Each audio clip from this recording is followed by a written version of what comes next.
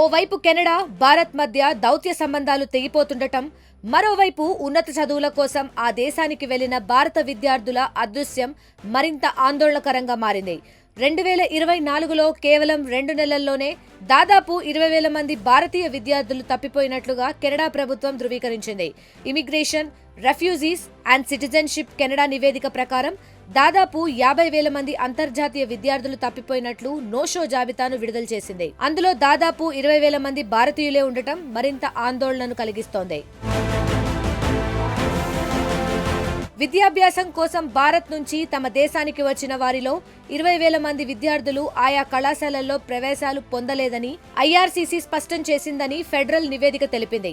మొత్తం 49,476 మంది విద్యార్థుల్లో 6.9% మంది ఐఆర్సీసీలో నమోదు చేసుకున్న విద్యా సంస్థల్లో ప్రవేశం పొందలేదని చెప్పింది. మొత్తం 3.27 లక్షల మంది విద్యార్థుల్లో 19,582 మంది అంటే 5.4% విద్యార్థులు సంబంధిత కాలేజీలు, యూనివర్సిటీల్లో అడ్మిషన్ పొందలేదని తెలిపింది.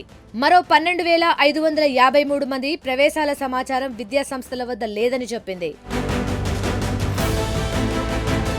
ఐఆర్సీసీ నో-షో జాబితాలో భారత్ సహా చైనా, రువాండా, ఇరాన్ దేశాలు కూడా చేరాయి. నివేదిక ప్రకారం 19,582 మంది భారతీయులు, 4,294 మంది చైనా విద్యార్థులు, 1,948 మంది ఇరాన్ విద్యార్థులు, 802 మంది ఇరాన్ విద్యార్థులు అదృశ్యమయ్యారు. స్టడీ పర్మిట్ పై కెనడాకు చేరుకునే భారతీయ విద్యార్థులు సరిహద్దు దాటి అక్రమంగా అమెరికాలోకి ప్రవేశిస్తున్నారని ఫెడరల్ నివేదికలో చెప్పింది. విద్యార్థులతో పాటు ఇతరుల తాత్కాలిక నివాసితుల వీసాలు పెరగడాన్ని కూడా వెల్లడించింది ఐఆర్సీసీ. మొత్తంగా ఉన్నత చదువుల కోసం విదేశాలకు వెళ్తున్న విద్యార్థులు కాలేజీల్లో అడ్మిషన్లు పొందకపోతే వారు ఎక్కడున్నారు, ఏం చేస్తున్నారు అనే ప్రశ్నలు లేవనెత్తుతున్నాయి. మరిన్ని వీడియోస్ కోసం ఛానల్ ని సబ్స్క్రైబ్ చేయండి. లేటెస్ట్ అప్డేట్స్ కోసం వాట్సాప్ ఛానల్ ని ఫాలో అవ్వండి. అండ్ లింక్ డిస్క్రిప్షన్ లో ఉంది.